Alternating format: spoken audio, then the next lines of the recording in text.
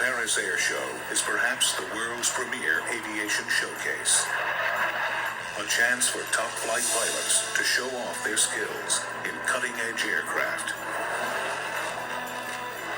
Audiences at the air show of 1989 are enthralled as a Russian pilot demonstrates the climbing abilities of his country's newest fighter jet.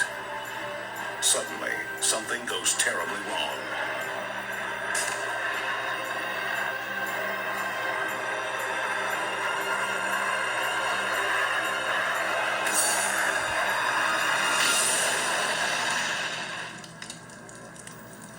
The crowd is stunned.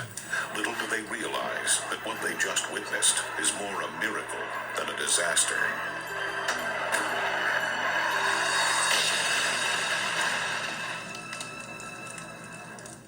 The fighter that crashed is the twin-engine MiG-29, the latest model in a long line of Russian-built fighters. Animosities of the Cold War had prevented such public demonstrations of Russian warplanes, but the Paris Air Show marked a change. With the Cold War over, the Russians could show off their military aircraft for potential sales to other countries. Dave North, editor-in-chief of Aviation Week and Space Technology, says the MiG-29 is state-of-the-art and competitive with Western-made jet fighters. A fighter like the MiG-29 is really like driving a sports car versus a passenger bus. I mean, to me, that's a DC-10. And the MiG-29 is a Corvette or a Ferrari.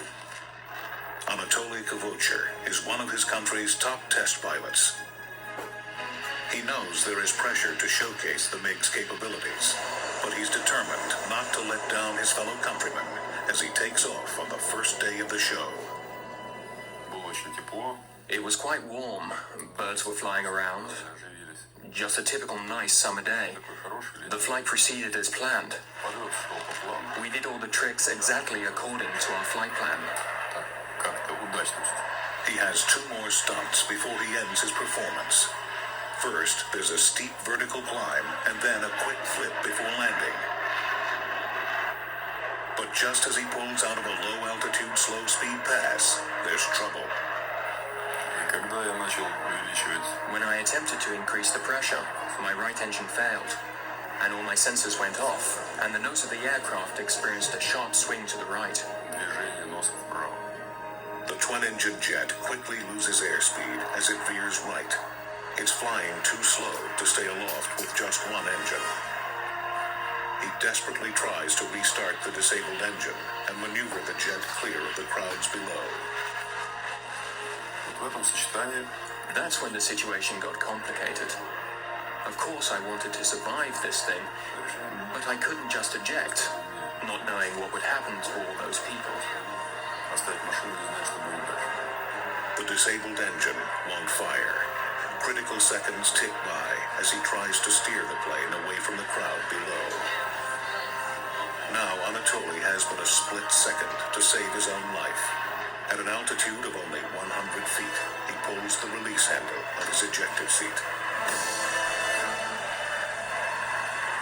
2 seconds later, the jet plunges nose first into the airfield, a mere 50 feet from Anatoly.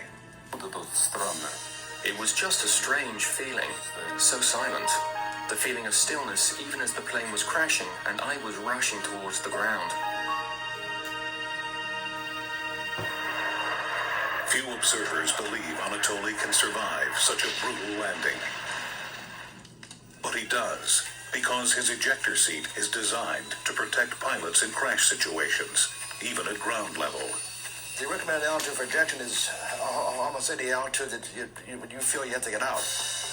Today's sophisticated ejector seats function like many aircraft and work even on the landing field. When the pilot pulls on the handle of the MiG's ejection seat, the cockpit canopy flies back, and a pyrotechnic thrust unit shoots the seat clear of the aircraft. At the same time, a pair of rockets propel the seat as far as 200 feet before the pilot's main parachute deploys. Once the chute opens, the seat drops away, allowing the pilot to glide to the ground. Since his jet was perpendicular to the ground, the the ejector rockets throw him away from the jet in a horizontal direction, preventing him from falling into the fireball.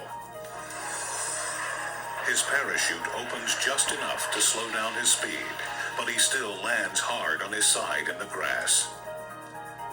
Anatoly, though badly bruised, escapes with only minor injuries, as he demonstrates to reporters at a press conference the following day.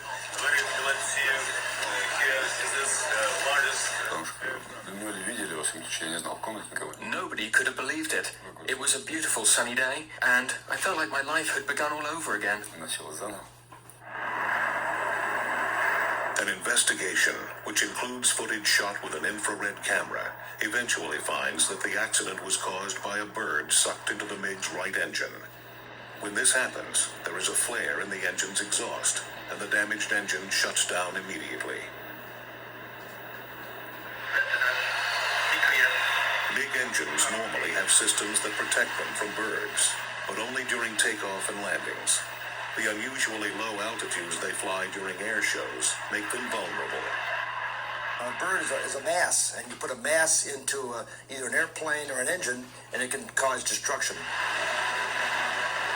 The Paris debut of the MiG-29 is a disappointment for the Russians. But the near tragedy does demonstrate that Russian ejector seat technology is effective in even the most perilous situations. The crash also shows us the vulnerability of even high-tech jet fighters to something as small as a bird in the wrong place at the wrong time.